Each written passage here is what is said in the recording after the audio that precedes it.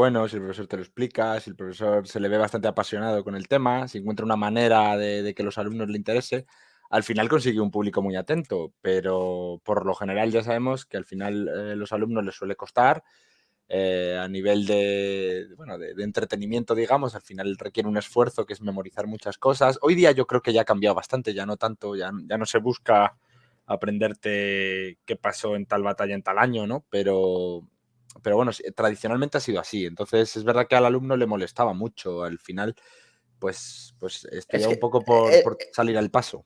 es que con la historia pasa algo muy curioso, muy curioso. Es que o la odias, pero infinitamente, o la amas infinitamente. O sea, yo no he encontrado a nadie en mi vida que tenga así como un término medio en la historia. O sea, en cuanto a la asignatura. O sea, está mi caso, y seguramente el tuyo, que amamos la historia, nos encanta. Yo, de hecho, en clase, a veces estábamos en matemáticas y me cogía el libro de historia y me ponía a leer, ¿no? Porque para mí era como leerme una novela de algo real, pero de algo que había pasado. Entonces, no sé si tú también percibes eso, que hay un poco no sé, de contrariedad, ¿no? De gente que odia la historia y otra gente que la ama exacerbadamente.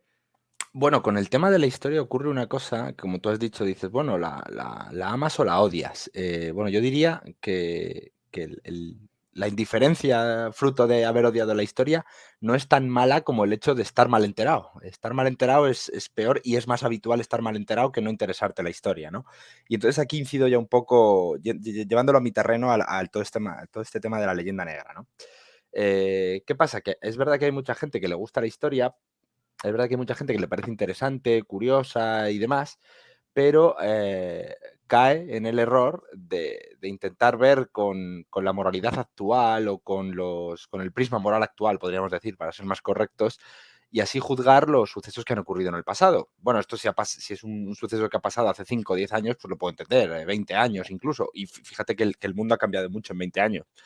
Pero ya cuando esto se intenta hacer con cosas que han ocurrido hace 200, 300 o 400 años, al final tienes un montón de gente que lo que intenta de alguna manera es, no sé si o justificar cosas, o criticar cosas, o atacar cosas históricas que han pasado, porque, bueno, ya te digo, no odian la historia, les interesa, pero no han terminado de entenderla. Entonces yo casi diría que casi es mejor la gente que siente indiferencia por la historia, por todos sus aspectos, que la gente que trata un poco de intentar entenderla mal o que la ha entendido mal y entonces empieza a juzgar cosas que no deben ser así, ¿no? Claro, o que cree que es peor, que cree que la ha entendido.